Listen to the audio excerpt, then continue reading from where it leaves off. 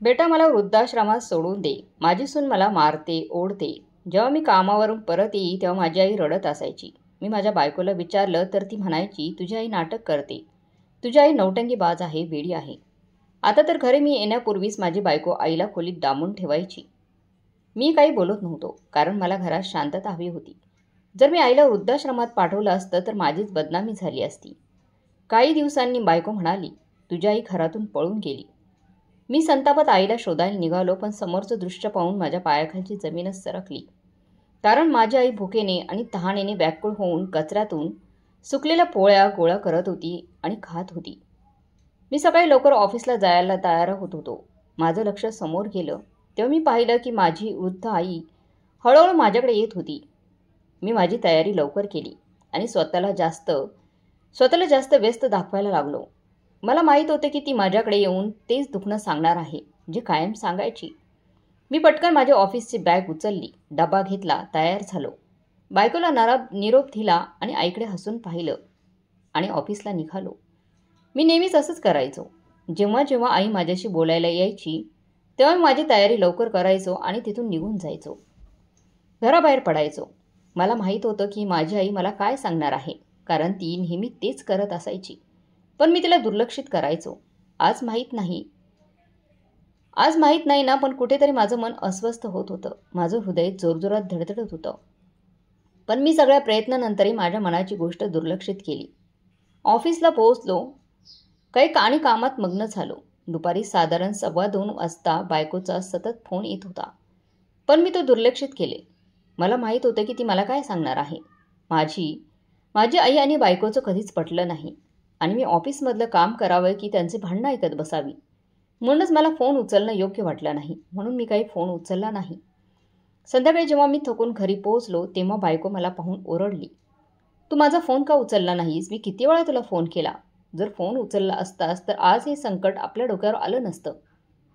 मी चकित झालो. बॅग ठेवली आणि तिला विचारू लागलो, काय बोलत आहेस? काय झालंय? मला काही कळत नाहीये. मी खूप थकलेलो होतो, कारण आज ऑफिसमध्येही बॉसनेही मला सुनावलं होतं. मला असं वाटत होते की आजचा दिवस माझ्यासाठी खूपच वाईट ठरला, कारण मला बॉसचा ओरडा पण बसलाच होता, पण माझं कोणतंही काम नीट झालं नव्हतं. त्यामुळे मी खूपच गोंधळात होतो. बायकोचं बोलणं ऐकायला माझ्याकडे मुळीच वेळ नव्हता. मी घाईघाईत विचारलं, काय झालं? तू काय सांगू इच्छित आहेस का? ती रागात माझ्या शेजारी बसली आणि बोलायला सुरुवात केली. जर तू फोन उचलला असतास तर ही वेळ आता आली नसती. मी तिला विचारलं, नेमकी काय झालंय? मला सांग तरी काय झालंय ते. ती म्हणाली, तुझी आई सकाळपासून घरातून निघून गेली आहे आणि मी तिला शोधून शोधून हैराण झाली आहे. आता माझा सगळा वेळ असाच जाणार का की मी तुझ्या आईच्या मागे धावत राहायचं? मी घर सांभाळू की त्या म्हाताऱ्या आईला सांभाळू? तुला तुझ्या आईला समजवायला पाहिजे. मी म्हणालो, आई कुठे आहे? ती सापडली का मग आता? ती म्हणाली, नाही सापडली आणि म्हणूनच तुला फोन केला होता, तर तू फोन उचलला नाहीस. आता तू आणि तुझी आई तुम्हीच बघा. माझा त्यांच्याशी काही संबंध नाही. ती तुझीच आई आहे. तुलाच उत्तर द्यावं लागेल. जा आणि त्यांना शोधून आण. तिला शोध. माझी बायको काय काय बोलत होती, पण तिच्या बोलण्याने माझ्या पायाखालची जमीनच सरकली होती. तिने जे सांगितलं त्यावरून मला समजलं की आजचा दिवस इतका वाईट का गेला. मी रडायला लागलो. मग मी उठलो आणि माझ्या आईला शोधायला निघालो. रात्र खूप झाली होती, पण ती मला कुठेही सापडली नाही. शोधत शोधत मी माझ्या एका मित्रालाही सोबत घेतलं. त्याने मला धीर दिला आणि सांगितलं, पहा, त्या इथेच कुठेतरी असतील. फार कुठे दूर गेलेले नसतील. त्या वृद्ध आहेत, कुठे जाणार? पण माझं मन ना कुठे एका अनामिक भीतीने घाबरलं होतं. आम्ही आमच्या घराजवळील कचऱ्याच्या ढिगाऱ्यावर बसलो होतो. रात्रीचा अंधार खूप होता. मी खूप दुःखात बुडालो होतो आणि माझा मित्र मला वारंवार धीर देत होता. मी कोणाला काय सांगणार? जर मी सुरुवातीपासूनच माझ्या आईची काळजी घेतली असती, तिला जीव लावला असता, तर आज हे सगळं झालंच नसतं. पण आता कोणाला काही बोलणं योग्य नव्हतं, कारण वेळ निघून गेली होती. मी तिथेच बसून रडायला लागलो. तेवढ्यात रात्रीच्या अंधारात मला वाटलं की कचऱ्याच्या ढिगाऱ्याजवळ कुणीतरी आहे. माझ्या मित्रानेही माझं लक्ष वेधलं. मोबाईलच्या फ्लॅशलाईटच्या प्रकाशात जेव्हा आम्ही त्या चेहऱ्याकडे पाहिलं तेव्हा एका क्षणासाठी माझ्या पायाखालची जमीन सरकली. माझ्या मित्राने माझ्याकडे पाहिलं आणि म्हणाला, हो, ही तुझी आई कशी असू शकते? मी तुझ्या आईला पाहिलं होतं. ती तर खूप आनंदी आणि स्वतःची काळजी घेणारी होती. तिची अशी अवस्था होऊ शकत नाही. चल आपण दुसरीकडे कुठेतरी शोधू. तुझी आई ही असू शकत नाही. मी त्याला म्हणालो, तू जा. मी आता सकाळीच प्रयत्न करेन. खूप रात्र झाली आहे. माझा मित्र पुढे गेला. त्याने माझ्या खांद्यावर हात ठेवला, मला धीर दिला, तसल्ली दिली आणि तिथून निघून गेला. तो म्हणाला, मी उद्या येईन आणि तुझ्यासोबत मिळून आंटीला आपण शोधूया. ती माझ्यासाठी आईसारखीच आहे. हे ऐकून माझ्यावर जणू डोंगर कोसळला. तो तिथून गेल्यावर मी धावत त्या बाईकडे गेलो आणि तिला नीट पाहिलं. माझ्या आश्चर्याला पारावार उरला नाही. कारण जे मी पाहिलं होतं ते खरं होतं की स्वप्न? मी स्वतःला अनेकदा चिमटे काढले, स्वतःला चापट्या मारल्या की कुठे मी स्वप्नात तर पाहत नाही ना. पण जे मी पाहत होतं ते सत्य होतं आणि इतकं कटू सत्य होतं की त्यानंतर मला काहीच सुचेनासं झालं. मी तिथेच बसलो आणि जोरजोरात रडू लागलो. तेवढ्यात त्या महिलेची नजर माझ्यावर पडली. त्यानंतर जे काही घडलं ते वर्णन करणं माझ्या क्षमतेपलीकडचं आहे. मी लज्जेत खोलवर बुडालो होतो. मी त्या सर्व क्षणांबद्दल विचार केला, जेव्हा माझ्या आईने माझ्यासाठी आपलं जीवन अर्पण केलं होतं. लहानपणापासून मला सांभाळलं होतं.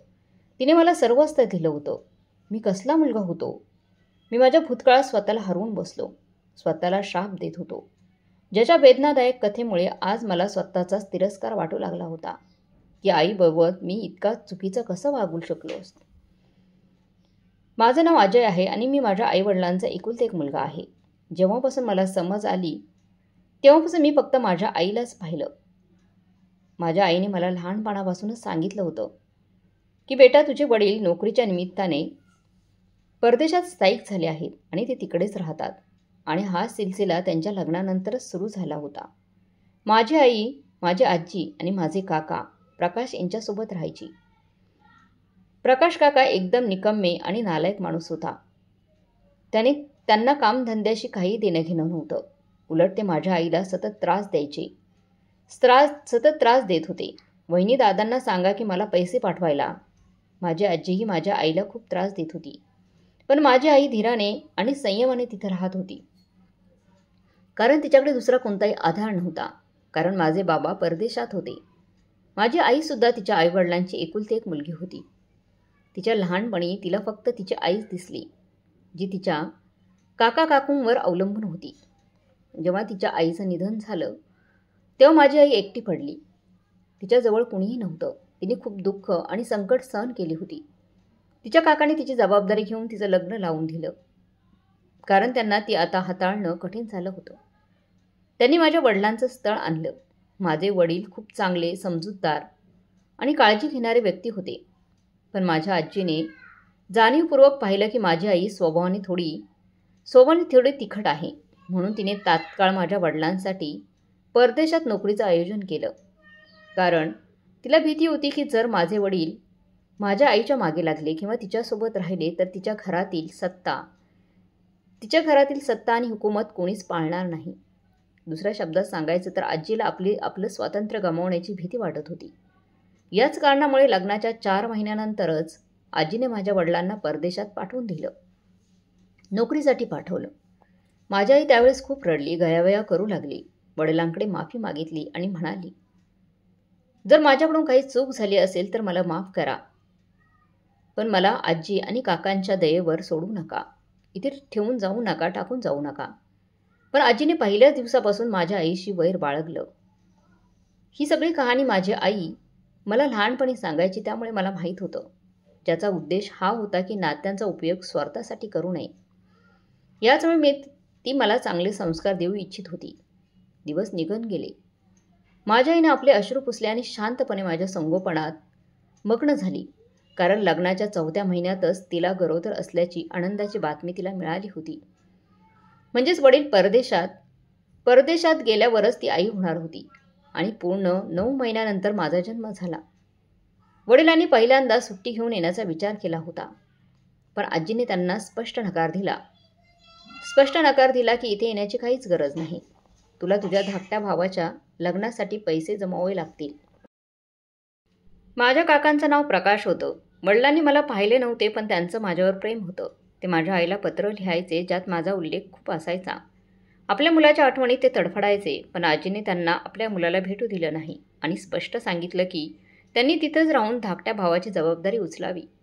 कधीकधी माझी आई मला बसून सांगायची, "अजय, तुझ्या वडिलांना जर बहीण असती तर कदाचित ते परत येऊ शकले नसते."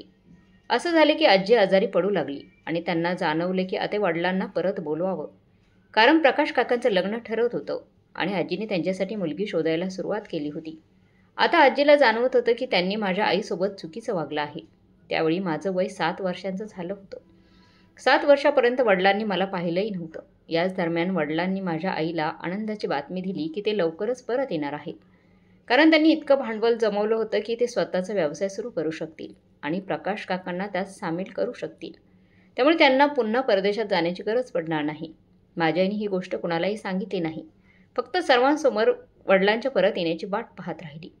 दरम्यान आजी खूप आजारी पडली, त्यामुळे वडिलांना येणं भाग पडलं. मला पाहताच ते रडू लागले आणि मला मिठी मारून प्रेम करू लागले. जणू म्हणत होते, माझा मुलगा कधी एवढा मोठा झाला मला कळलंच नाही. माझ्यासाठी ते एक अनोळखी व्यक्ती होते, त्यामुळे मी त्यांच्यापासून थोडं अंतर ठेवत होतो. ही गोष्ट वडिलांना खूप दुखवायची की त्यांचा स्वतःचा मुलगा, ज्याने त्यांच्यावर प्रेम करायला हवं, तो आता त्यांना वडिलांना ओळखतही नाही. मी लहान होतो, नादान होतो, त्यामुळे त्यांचं दुःख समजलं नाही. पण त्यांचा तो चेहरा आजही माझ्या स्मृतीत जिवंत आहे. जेव्हा ते माझ्याकडे आशेने हसत, मी काहीच उत्तर देत नसे, फक्त आईला चिटकून बसायचो. त्यावेळी त्यांच्या चेहऱ्यावर जे दुःख उमटायचं ते माझं हृदय चिरून टाकायचं. काश त्यावेळी मी समजूतदार असतो. काश त्यांनी मला लहानपणापासूनच आपल्या मांडीवर घेतलं असतं, तर मी त्यांच्याशी स्नेहाशी परिचित झालो असतो. पण आता वेळ निघून गेली होती. याच दरम्यान आजीचं निधन झालं. वडिलांनी इथे आपला व्यवसाय सुरू केला. माझी खूप खुश होती की आता वडील कायमचे आमच्यासोबत आले आहेत. वडिलांना परत येऊन 3.5 महिने झाले होते.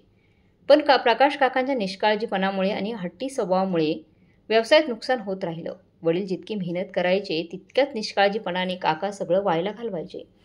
आपल्या बायकोच्या सुखसोयींसाठी ते पैसे उधळत राहायचे. 4 महिन्यातच वडिलांची सगळी जमा भांडवल संपली आणि ते पूर्णपणे रिकाम्या हाताने राहिले. याचं वडिलांना खूप दुःख झालं. त्यांनी काकांना सांगितलं की आता तुलाही काहीतरी करायला हवं. असे किती दिवस चालणार? मी तुझ्या बायकोचा खर्च किती दिवस उचलणार? माझी स्वतःची बायको आणि मुलगा आहे. यावर काकांनी खूप गोंधळ घातला.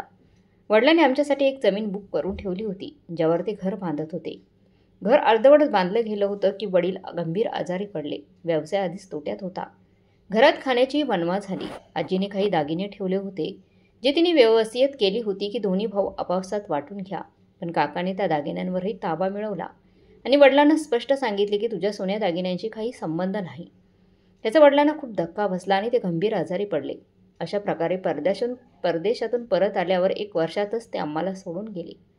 हा धक्का माझ्या आईसाठी खूप मोठा होता. पण काकांना जणू खजिनाच मिळाला. हे घर माझ्या आजीने माझ्या वडिलांच्या नावे करून ठेवलं होतं आणि हा एकमेव चांगला निर्णय तिने घेतला होता.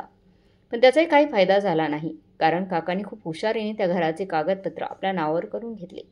आता त्यांच्याकडे आम्हाला घरातून बाहेर काढण्याची संधी होती. आमचं ते घर जे अर्धवट बांधलं होतं, पैशांच्या कमतरतेमुळे मजुरांनी काम बंद केलं आणि आम्हाला ते घर खूप कमी किमतीत विकावं लागलं. काकाने आम्हाला स्पष्ट सांगितलं, आता माझ्या बायकोला मूल होणार आहे, माझं कुटुंब वाढणार आहे, त्यामुळे तुम्ही दोघांनी इथून निघून जा. माझ्या आईसाठी हा खूप मोठा धक्का होता, पण ती स्वाभिमानी स्त्री होती.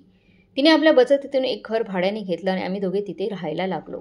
मला रडायला यायचं की एक भरलं घर सोडून आम्हाला इथे यावं लागलं. तेव्हा मी साधारण 10 वर्षांचा झालो होतो आणि मी 10 वर्ष माझ्या आयुष्यातील खूप दुःखाची वर्ष होती.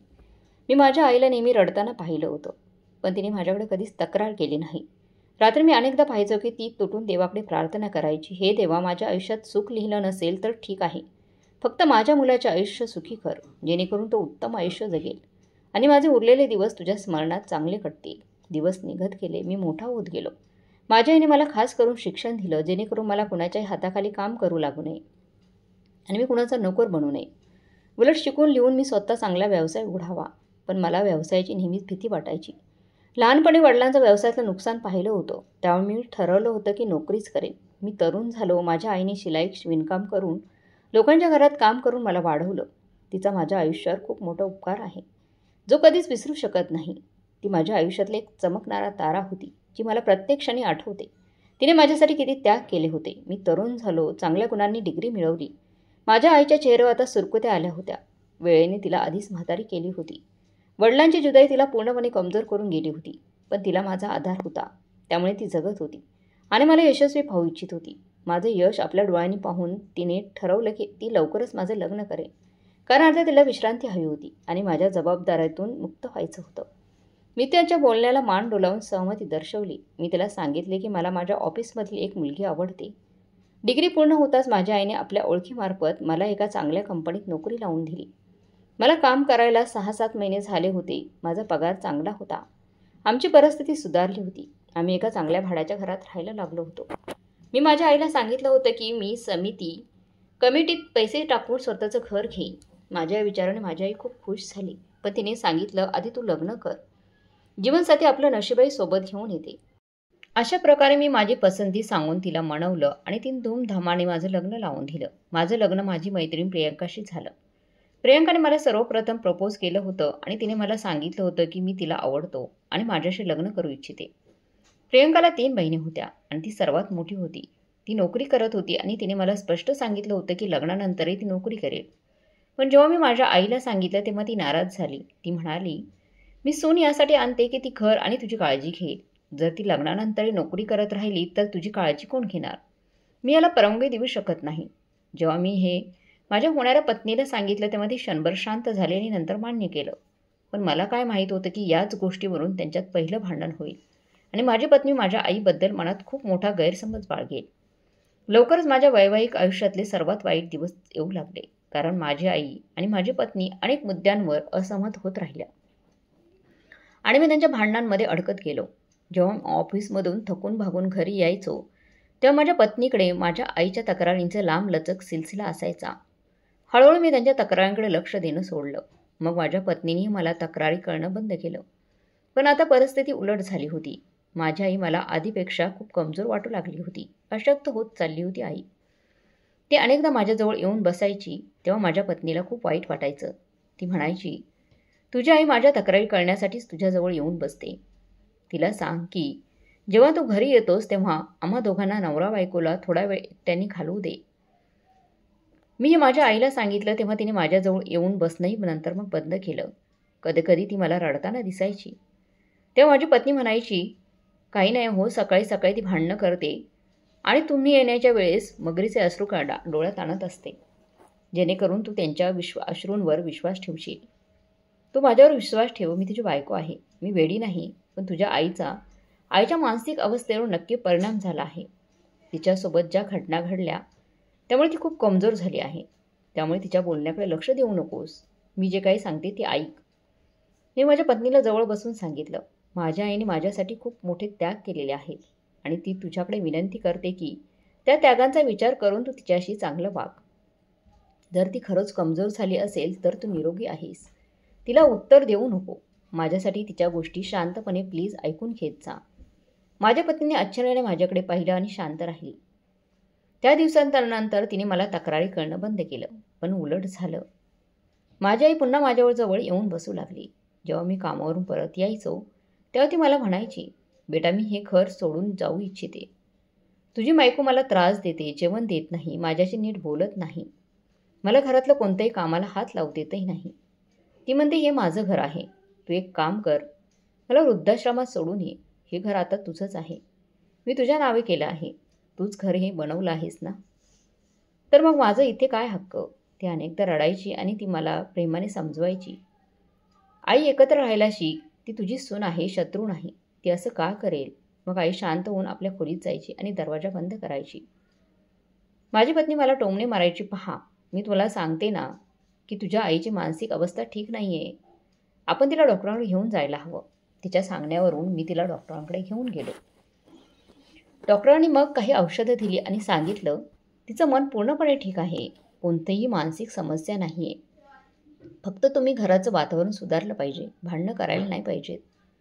डॉक्टरांचं बोलणं ऐकून मला खूप आश्चर्य वाटलं. घरी येऊन मी हे पत्नीला सांगितलं तेव्हा ती म्हणाली, अरे तू चुकीच्या डॉक्टरांकडे गेलास. तू एक काम कर, तुझ्या ऑफिसवर लक्ष दे, मी स्वतः घेऊन जाईन आईंना.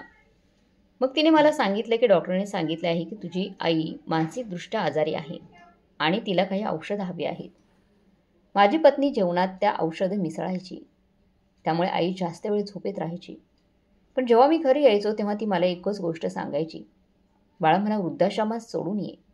इथून तर माझी आरतीच निघेल रे. तू का समजत नाहीस? जेव्हा माझी पत्नी माझ्याकडे येऊन म्हणायची, अरे तुझ्या आईच्या बोलण्याकडे लक्ष देऊ नको, हा सगळा औषधांचा परिणाम आहे. ती अशा उलटसुलट गोष्टी बोलत राहते. तू काळजी करू नको, मी तिची खूप काळजी घेते. मी कधी तिला रागवले नाही किंवा तिची उपेक्षा केली नाही. तूही चांगलं समजून घे की ती आता वेडी झाली आहे. आणि एका वेड्याला माणसाला सांभाळणं आणि खरंही सांभाळणं तुझ्या बायकोसाठी किती अवघड आहे. फक्त तू माझ्यावर कधीच संशय घेऊ नको, माझ्यावर विश्वास ठेव. ती आपल्या गोड बोलण्यात मला फसवायची आणि मी माझ्या आईला दोषी समजू लागलो होतो. कधी कधी मी खोल विचारात जायचो की माझ्या आईने माझ्यासाठी इतका त्याग केला, इतकं कष्ट केले, इतका मनस्ताप भोगला, आणि आता तिची ही अवस्था झाली आहे. दिवस निघत गेले आणि आता तिचं आणि माझ्या पत्नीचं रोजच भांडणं वाढली. माझी आई रोज मला याच गोष्टी सांगायची की मला वृद्धाश्रमात सोडून या रे. ती म्हणायची की तू का समजत नाही घेते, तुझी बायको माझ्यावर खूप अत्याचार करते, त्रास देते, माझ्यावर जुलूम करते, मला जबरदस्तीने औषधं खायला लावते, तू तिला का समजावत नाहीस? जेव्हा ती रडायची तेव्हा माझं हृदय जणू कोणी मुठीत पकडलेलं असायचं. पण मलाही घरात शांतता हवी होती. ऑफिसमधून आल्यावर मला सुकून हवा होता. ऑफिसमधला त्रास, घरी वेगळा त्रास. पण माझी पत्नी माझ्या येण्यापूर्वीच तिला खोलीत कोंडायची आणि मग ती एकटीच त्या खोलीत पडलेली असायची. अनेक दिवसांपासून मी तिचा चेहराही नीट पाहिलेला नव्हता. फक्त तिचा आवाजावरून मला समजाय की ती खोलीत आहे आणि मोठ्याने रडत आहे. माझी पत्नी म्हणायची, आता ती वेडी झाली आहे आणि कोणालाही नुकसान पोहोचू शकते. तू या गोष्टींकडे आता लक्ष देऊ नको. मी तिला नियंत्रण ठेवत आहे, औषधं वेळेवर देते. पण जेव्हा माझी आई मला पाहायची तेव्हा ती एकच गोष्ट सांगायची. आता मीही तिच्या बोलण्याकडे लक्ष देत नव्हतो. कारण रोज रोज तेच म्हणून मी दुर्लक्ष करायला लागलो. कारण माझ्या पत्नीने माझ्या मनात हे बिंबवलं होतं की माझी आई वेडी झाली आहे. एके दिवशी माझ्या पत्नीने सुचवलं की खरंच तिच्या सांगण्यावरून का करू नये. तिच्या आरोग्याचा विचार करून तिला वृद्धाश्रमात सोडून यायचं का? तिचं हे बोलणं ऐकून मला तर फार पहिल्यांदा राग आला. खरं तर ही गोष्ट मीही अनेकदा विचारात घेतली होती. पण बदनामीची भीती होती. लोक काय म्हणतील? जर लोकांना कळलं असतं तर काय म्हणाले असते लोक की अजयच्या आईने आपलं संपूर्ण आयुष्य त्याच्यासाठी समर्पित केलं, मेहनत घेतली, आपली जवानी त्याच्यासाठी खर्च केली, त्यांच्या वडिलांची वाट पाहिली, वडीलही गेले आणि कठीण परिस्थितीत त्यांनी अजयला वाढवून आज तो चांगला कमवत आहे. आणि आता अजयने आपल्या आईला बायकोच्या बोलण्यावर येऊन आपल्या आईला वृद्धाश्रमात पाठवलं. खरं तर माझी आई घरातही चांगल्या परिस्थितीत नव्हती याची मला पूर्ण जाणीव होती. पण मी एक स्वार्थी आणि आत्मकेंद्रित माणूस बनलो होतो, ज्याला फक्त आपल्या सुकुनाची काळजी होती. त्या आईला जिने आपला अनेक त्याग करून मला या मकामापर्यंत पोहोचवलं होतं, मी विसरलो होतो. जरी आठवण आली असती तरी मी तिच्याकडे लक्ष द्यायचं नाही असं ठरवलं होतं. जेव्हा माझं स्वतःचं आयुष्य सुरू झालं तेव्हा मला फक्त घरी आल्यावर सुकून हवा होता. मी माझ्या पत्नीला सांगितलं होतं, तुला जे योग्य वाटेल ते कर. मला तुझ्यावर विश्वास आहे की तू माझ्या आईसोबत काही चुकीचं करणार नाहीस. आता अनेकदा मला माझ्या आईच्या रडण्याचा आणि किंचाळण्याचा आवाज यायचा, तिच्या खोलीतून यायचा. पण माझी पत्नी माझ्या घरी येण्यापूर्वीच तिला खोलीत कोंडायची. आणि जेव्हा मी सकाळी ऑफिसला ज्यावेळेस निघायचो तेव्हा आई तिच्या खोलीला कुलूप असायचं. मी सगळं जाणूनही डोळे बंद केले होते. मला वाटत होती की आई खरंच वेडी झाली आहे. कानात कापूस कोंबला होता. पण मला काय माहीत होतं की माझ्या आयुष्यात एक अशी वेळ येणार आहे जो मला खूप मोठा धडा शिकवेल आणि मी आयुष्यभर पश्चाताप करत राहीन. असं झालं की त्या दिवशी मी नेहमीप्रमाणे ऑफिससाठी तयार होत होतो तेव्हा माझी आई माझ्या मागे चालत आली. मी तिचं काहीच ऐकलं नाही आणि म्हणालो, आई सकाळी सकाळी माझं डोकं खराब करू नको गं. ती रडू लागली. माझ्यासमोर हात जोडले आणि पुन्हा एकदा मला म्हणाली की मला वृद्धाश्रमात सोडून ये रे. तिथे जाऊन मी माझं उरलेलं आयुष्य काढेन. पण तुझी हे असं वागणं बघून मला आपलाच जीव द्यावासा वाटतो. क्षणभर मी माझ्या आईकडे पाहिलं पण पुढच्या क्षणी माझ्या चेहऱ्यावर राग दिसू लागला. मी म्हणालो, संपूर्ण दिवस तुम्ही लोक मला शांततेने जगू देत नाहीत. जेव्हा मी सकाळी निघत असतो तेव्हा शांती आणि आशीर्वाद देऊन पाठवा, भांडणं करू नको. हे ऐकताच माझ्या आईने पुढे येऊन माझ्या डोक्यावर हात ठेवला आणि मी त्या दिवशी खूप वाईट मूडमध्ये ऑफिसला गेलो. न जाणे का पण माझं हृदय खूप जोरजोरात धडकत होतं. ऑफिसमध्ये माझं मन कोणाच्याच कामात लागत नव्हतं. सगळी कामं चुकीची होत होती. त्यामुळे बॉसने मला खूप रागवलं की गेल्या काही दिवसांपासून तुझं कामावर लक्ष नाही. आता मी त्यांना काय सांगणार की माझ्या आईच्या बाबतीत मी माझ्या पत्नीवर अजिबात विश्वास ठेवत नव्हतो. पण मला घरात शांतता हवी होती म्हणून मी तिला पूर्ण मोकळीक दिली होती की ती माझ्या म्हाताऱ्या आईशी जसं वागायची तसं वागावं. मी किती अभागी माणूस होतो याची जाणीव मला लवकरच होणार होती. असं झालं की जेव्हा मी ऑफिसमधून परत आलो तेव्हा माझी पत्नी माझ्यावर ओरडू लागली. ती म्हणाली, ऑफिसमधून निघाल्यावर तू कुठे गेला होतास? दुपारी मी तुला किती वेळा फोन केला, तू तुझा फोन का उचलला नाहीस? मी मोबाईल पाहिला, पण मला माहीत होतं की ती माझ्या आईच्याच तक्रारी करेल, म्हणून मी फोन बंद केला होता. पण आता तिने जे काही सांगितलं ते ऐकून मला माझ्या ऐकण्याच्या शक्तीवर विश्वासच बसला नाही. ती म्हणेल तुझी आई घरातून पळून गेली आहे आणि मी खूप शोधलं, पण ती काही सापडली नाही. आता ती माझ्यासाठी मोठी अडचण बनली आहे. माझं हृदय जणू तुटूनच गेलं. मी विस्फारलेल्या डोळ्यांनी माझ्या पत्नीकडे पाहिलं आणि म्हणालो, काय बोलतीयेस? तू शुद्धीत तर आहेस ना? ती घरातून कशी निघून जाऊ शकते? खरं तर मी खूप व्यस्त होतो. मी माझ्या आईची काहीच काळजी घेतली नव्हती. तिची तब्येत कशी आहे तिची विचारपूस केली नव्हती. ना तिच्याशी माझ्या पत्नीचं कसं वागणं कसं आहे हे जाणून घेण्याचा प्रयत्न केला होता. सगळं दिवसाच्या उजेडासारखं स्पष्ट होतं. माझ्या पत्नीचं माझ्या आईशी वागणं अजिबात ठीक नव्हतं. आता तर माझ्या पायाखालची जमीनच सरकली होती आणि मी वेड्यासारखं घरातून बाहेर पडलो. रात्रभर मी तिला वेड्यासारखं शोधत राहिलो. कधी इकडे, कधी तिकडे, कधी रुग्णालयात, तर कधी पोलीस स्टेशनला. शेवटी रात्री थकून हारून माझ्या मित्रासोबत त्याच्या घराच्या जवळ कचऱ्याच्या ढिगाऱ्याजवळ एका बाकावर बसून रडू लागलो. माझ्या मित्राने मला धीर दिला, मला सावरलं. त्याचवेळी गल्ली सुनसान होती. कुणीही रस्त्यावर नव्हतं आणि रस्त्यावरचा दिवा जळत होता. माझ्या मित्राने सांगितलं, तुझी आई खूप म्हातारी आहे, ती खूप दूर जाऊ शकत नाही, आपण आसपासच शोधायला हवं. मी त्याच्याकडे पाहिलं. अचानक त्याचं लक्ष कचऱ्याच्या ढिगाऱ्याजवळ एक म्हाताऱ्या बाईवर गेलं, जी कचऱ्याच्या ढिगाऱ्यातून जेवण शोधून खात होती. मला मळमळल्यासारखं झालं आणि तो म्हणाला, पहा यार, ना जाणे कोण, मला वाटतं ही तुझी आई वाटते. तीच आहे का ते पहा. मी त्याला रागवलं आणि म्हणालो, तू वेडा झालायस का? माझी आईची मानसिक अवस्था ठीक नसली तरी ती अशी कृत्य करू शकत नाही. तिला घरी जेवण मिळतं. माझं बोलणं ऐकून तो म्हणाला, तू रागवू नको, पण एकदा जाऊन पहा. मी त्याला सांगितलं, तू आता खूप मदत केली आहेस, मी तुझा आभारी आहे, पण आपण उद्या पुन्हा तिला शोधण्याचा प्रयत्न करू. माझी प्रार्थना आहे की ती मला सापडावी आणि तूही प्रार्थना कर. त्याने माझ्या खांद्यावर हात ठेवला, धीर दिला आणि तिथून निघून गेला. मी पटापट पावलं टाकत त्या म्हातारी बाईकडे गेलो आणि तिला पाहताच माझं हृदय अगदी थांबल्यासारखं झालं. कारण ती दुसरी तिसरी कोणी नव्हती, तर ती माझीच आई होती, जी इतकी कमजोर झाली होती की पहिल्या नजरेत मी तिला ओळखूच शकलो नाही. माझ्या मित्राने तिला ओळखलं होतं, पण मी किती अभागी होतो की 9 महिने तिच्या पोटात राहूनही मी माझ्या स्वतःच्या आईला ओळखू शकलो नाही. माझ्या पत्नीने तिची काय अवस्था केली होती. आज सकाळीच माझी तिच्याशी भेट झाली होती, पण मी तिच्याकडे डोळे उचलून पाहिलं नव्हतं. जर पाहिलं असतं तर कदाचित ही अशा प्रकारची ही घटना घडलीच नसती. ती कचऱ्याच्या ढिगाऱ्यातून सुकलेली भाकरी शोधून खात होती आणि माझं हृदय तुकड्या तुकड्यांनी तुटलं. मी तिथेच तिच्या पायावर लोळलं आणि म्हणालो, आई, मला माझी आई सापडली. मी हाक मारली, आई. तिने तात्काळ माझ्याकडे पाहिलं आणि हसू लागली. ती हसताना अगदी लहान मुलीसारखी दिसत होती. मी धावत तिच्याकडे गेलो, तिला मिठी मारली आणि रडू लागलो. ती मला पाहून रडू लागली. बराच वेळा आम्ही एकमेकांशी गाऱ्हाणं करत राहिलो. मी तिच्या पायांवर डोकं ठेवलं, तिला कचऱ्याच्या ढिगाऱ्यापासून घरी आणलं, तिला स्वच्छ केलं. या दरम्यान माझ्या पत्नीच्या चेहऱ्यावरचे हावभाव पाहून मला समजलं की हे सगळं तिचंच कारस्थानाचं फलित होतं. पण माझ्या आईने माझ्या पत्नीविरुद्ध माझ्याशी एकही शब्दही बोलली नाही. फक्त एकच तक्रार केली, तूही तुझ्या आईकडून तोंड फिरवलंस नाही का, म्हणून मी घरातून बाहेर पडले की मी स्वतःच वृद्धाश्रमात जाईल. पण मी रस्ता चुकले आणि सकाळपासून रात्रीपर्यंत याच कचऱ्याच्या ढिगाऱ्याजवळ बसली होती. हे ऐकताच माझं हृदय दुःखाने भरून आलं. मी तात्काळ तिच्यासाठी चांगले जेवण मागवलं, तिचे हात चुंबले, पाय चुंबले, पाय पडलो. ती तिची आई होती. ही तीच आई होती जिने मला इतक्या कष्टात वाढवलं होतं. मी कसा तिच्यापासून इतका बेपर्वा झालो होतो. अवघ्या काही वेळात माझी पत्नी माझ्यासमोर आली आणि म्हणाली, जर तुमच्या भेटीगाठी संपल्या असतील तर माझंही ऐका. काल रात्रीपासून माझी देखील तब्येत खूप खराब आहे. मला डॉक्टरांकडे जायचं आहे. मी तिच्याकडे रागाने पाहिलं आणि म्हणालो, ज्या डॉक्टरांकडून तू माझ्या आईचा इलाज करवत होतीस त्यांच्याकडून औषध घे. तो खूप चांगला औषधे देतो. पहा, माझ्या आईची अवस्थाही ठीक झाली आहे. तूही ठीक होशील तशीच.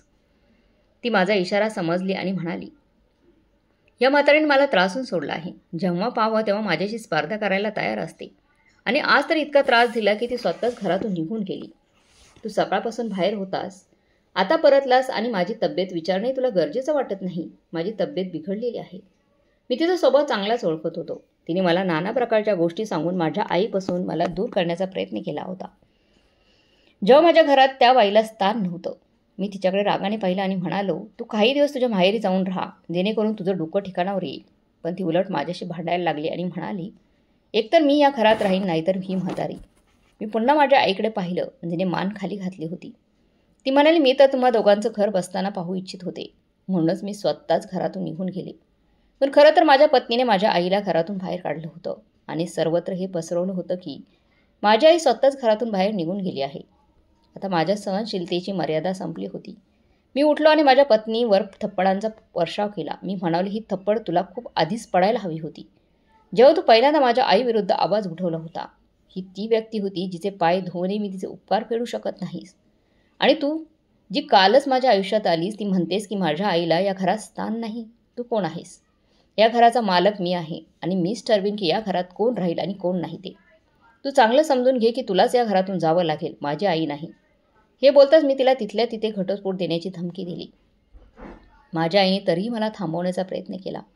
पण मी तिला स्पष्ट आणि ठाम शब्दात सांगितलं की आता मला यापेक्षा जास्त सहन होत नाही. या बाईने मला तुझ्यापासून दूर केलं, मला स्वार्थी बनवलं. पण वरच्या देवाचा आभार आहे की त्याने माझे डोळे उघडले आणि मी योग्य निर्णय घेण्यात यशस्वी झालो. माझी पत्नी माझ्या पायावर पडली आणि म्हणाली की ती गरोदर आहे, मला माफ कर. पण मी तेव्हाही तिला माफ केलं नाही आणि म्हणालो, मी मुलाचा सारा खर्च उचलेन, पण हे मूल जन्माला घालून मला सोपव. मी दुसरं लग्न करेन आणि ती या बाई या मुलाची आई बनून तिचं संगोपन करेल. जर मी लग्न नाही केलं तरी मी हे मूल माझ्या आईच्या स्वाधीन करेन, पण तुझी सावली या मुलावर पडू देणार नाही. तू या मुलालाही तुझ्यासारखंच बनवशील आणि ती कधीच मी होऊ देणार नाही. ती रडत रडत त्या घरातून निघून गेली. मी काही दिवसात तिला घटस्फोट दिला. आताच माझं सगळं लक्ष माझ्या आईच्या तब्येतीवर बरं करण्यावर गेलं होतं आणि वरच्या देवाच्या कृपेने 2 महिन्यातच ती पुन्हा पूर्ववत झाली आणि घरातील सगळी कामं स्वतः व्यवस्थित करू लागली. तिने माझं दुसरं लग्न ठरवलं, माझ्या एका लांबच्या नातेवाईकांच्या मुलीशी, सुमनशी. माझं लग्न झालं. सुमन खूप सज्जन आणि धार्मिक मुलगी होती. तिने माझ्या आईची खूप काळजी घेतली, पूर्ण घर सांभाळलं. जर कधी तिची आणि माझ्या आईची बाचाबाच झाली तर ती मला त्याची जाणीव होऊ देत नव्हती. मी तिला सांगितलं होतं की मला एक मूल होणार आहे ज्याचं तुला संगोपन करावं लागेल. तिने मान खाली घालून माझी ही गोष्ट मान्य केली. देवाच्या इच्छेने तिला स्वतःचं मूल झालं नाही आणि माझं ते मूल जे माझ्या पहिल्या पत्नीपासून होतं मी तिच्या मांडीवर ठेवलं. अशा प्रकारे आमचं घर पूर्ण झालं. माझी पहिली पत्नी प्रियांका आजही तडफडत आहे, पण मी तडफडत तिला राहू दिलं. मी तिला माफ केलं नाही, जेणेकरून तिला समजेल की एखाद्या आईला तिच्या मुलापासून वेगळं करणं, मुलाच्या मनात आईविरुद्ध विष पेरणं किती मोठं पाप आहे, किती घृणास्पद कृत्य आहे आणि त्याची शिक्षा तिला याच जगात मिळाली. काही काळानंतर मला समजलं की तिचंही लग्न झालं होतं एका म्हाताऱ्या माणसाशी, जो तिला रोज मारहाण करायचा आणि जुलूम करायचा. ती एक इशारा बनली होती. एक असहाय्य बाईवर अत्याचार करून ती स्वतःच अत्याचाराची बळी ठरली. पण मला तिच्यावर अजून दया आली नाही. मी तिला माफ केलं होतं कारण निसर्ग स्वतःच तिला शिक्षा देत होता. दुसरीकडे मी माझ्या आईच्या पायांवर लोळून माफी मागितली की मीही तिच्याकडून तोंड फिरवलं होतं. पण शुक्र आहे की मी लवकरच जाणीवजाला झाली आणि मी माझ्या सगळ्या जबाबदाऱ्या पुन्हा निभवल्या. आता मी माझ्या मुलासोबत जगत आहे. माझी दुसरी पत्नीने, सुमनने त्याला खऱ्या आईसारखं प्रेम दिलं आहे आणि ती माझ्यापेक्षा माझ्या मुलावर जास्त जीव टाकते. माझ्या ही सगळं पाहून आनंदाने भरते आणि मला ढीगभर आशीर्वाद देते. मला फक्त हेच हवं होतं, एक शांतमय घर जिथे मी सुकुनाने श्वास घेऊ शकेन आणि कोणाला काही तक्रार नसेल. मी ईश्वराचा जितका आभार मानेल तरी कमी आहे की त्याने मला योग्य वेळी योग्य मार्ग दाखवला आणि आता मी माझ्या सुखी कुटुंबासोबत सुखी आयुष्य जगत आहे. आता आयुष्याने मला एक नवी दिशा दिली होती. मी दररोज सकाळी माझ्या आईचे पाय धरून माझ्या दिवसाची सुरुवात करायचो आणि कामावर निघायचं. माझा मुलगा आता मोठा होत होता. तो माझ्या पत्नीलाच आई मानायचा आणि तीही त्याच्यावर खूप मनापासून प्रेम करायची. माझी आई दिवसभर त्याच्यासोबत बसायची, गोष्टी सांगायची आणि कधीकधी त्याला आपल्या हाताने जेवण देखील भरवायची. एके दिवशी माझ्या आईने मला जवळ बोलवलं आणि सांगितलं, बेटा, आता माझ्या डोळ्यांना झापड येण्याची वेळ जवळ आली आहे. माझी फक्त हीच इच्छा आहे की माझा मृत्यू तुझ्या घरात, तुझ्या अंगणात व्हावा. मी तिच्या डोळ्यात पाहिलं आणि हसत म्हणालो, अगं आई, जोपर्यंत माझा श्वास चालतोय तोपर्यंत तू नेहमी माझ्यासोबत राहशील. हे घर तुझ्याशिवाय अपूर्ण आहे गं. वेळ असाच निघत गेला. माझा मुलगा शाळेत जाऊ लागला आणि माझी आई त्याला रोज दारापर्यंत सोडवायला जायची. जेव्हा ती मुलाला दुवा द्यायची, आशीर्वाद द्यायची, तेव्हा माझं हृदय खूप आनंदाने भरायचं, जसं ती मला कधी काळी द्यायची. एके दिवशी अचानक माझ्या आईची तब्येत खूप बिघडली. मी तिला रुग्णालयात नेलं. डॉक्टरने सांगितलं की आता तिचं शरीर खूप थकलं आहे आणि तिला फक्त विश्रांतीची गरज आहे. मी रात्रंदिवस तिच्याजवळ बसायचो. आई कधी माझ्याकडे पाहायची, हसत म्हणायची, आता मला तुझ्यावर पूर्ण विश्वास आहे बेटा, तू माझं कर्तव्य पूर्ण केलंस. काही दिवसानंतर एका सकाळी आईने नेहमीप्रमाणे मला आशीर्वाद दिला. माझ्या पत्नीला आणि नातवाला प्रेमाने पाहिलं आणि कायमची शांत झाली. मी त्या दिवशी खूप रडलो, पण माझं हृदयाने थोडं समाधानी होतं की माझ्या आईने मला आपला शेवटचा काळ प्रेम आणि सन्मानात घालवला. मी तिच्या स्मरणार्थ एक छोटंसं मंदिर बनवलं, जिथे रोज दिवा लागतो. माझी पत्नी आणि मुलगा तिथे प्रार्थना करतात. आता जेव्हा कोणी म्हणतं की आईचा आशीर्वाद असेल तर आयुष्य बदलतं, तेव्हा मी मान खाली घालून म्हणतो, मी स्वतः पाहिलं आहे. माझी आईच माझं विश्व होती आणि अशा प्रकारे माझं आयुष्य सत्य, पश्चाताप आणि आणि माझ्या आईच्या ममतेने भरलेले एक उदाहरण बनलं. मित्रांनो, आईचं स्थान कुणी घेऊ शकत नाही आणि जो आपल्या आईशी अन्याय करतो तो कधीही सुखात राहूच शकत नाही. कुटुंबात खरंच सुख आणि शांती तेव्हाच येते जेव्हा घरात प्रेम, सन्मान आणि कर्तव्याची भावना असते. स्वार्थ, अहंकार आणि अन्यायाचा शेवट नेहमी दुःखद असतो. तर खरी सेवा, समर्पण आणि योग्य निर्णयाने आयुष्यात सुख आणि समाधान मिळतं. तर मग मित्रांनो, तुम्हाला काय वाटते? अशा प्रकारचा मुलगा आपल्याला सगळ्यांनाच आयुष्यात मिळायला हवा. काय वाटते कमेंट करून नक्की कळवा. आणि ह्याची कथा चांगली वाटली असेल तर लाईक, शेअर, सबस्क्राईब नक्की करा. भेटूया पुढच्या कथेत. तोपर्यंत धन्यवाद.